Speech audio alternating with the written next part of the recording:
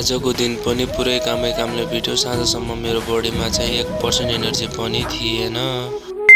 All right guys, all right, I hope सबैजना सन्चै हुनुहुन्छ होला। म पनि एकदमै सन्चै छु। आज पनि सधैँ झै स्वर्गद्वारी खालोमा काम गर्न जाँदैछु।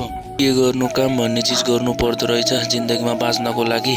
छोरा मान्छे भएर जन्म लिनु पनि कहाँ सजिलो छ र। जिन्दगीमा केही गर्नु छ भने आजैदेखि सुरु गर्नुपर्छ भन्ने लाग्छ।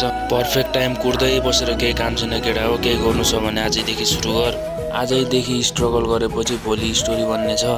सपना देखेर मात्रै त केही हुनेवाला छैन। मेहनत गरे जस्तो पढाए जस्तो गरेर त केही हुनेवाला छैन। काम गर्दैछौ भने चाहिँ कामलाई चाहिँ माया गर्नुपर्छ। बल्ल मात्र कामले पनि हामीलाई माया गर्छ। यदि पढ्दैछौ भने एउटा गोल बनाएर त्यसको लागि पागल भएर मेहनत गर। नत्र भने पढाए जस्तो गरेर आमा बुवाले ठगेर पनि केही काम छैन। त्यस्तै हो केटा हो, त्यस्तै हो, आफै बुझ्नुपर्छ। र यति भन्दै म चाहिँ स्वर्गद्वारी खालोमा आइपुगेको थिएँ र यहाँ चाहिँ एकछिन काम गरेँ। काम गरिसकेँ अनि त्यसपछि चाहिँ फर्किने निदो गरेँ।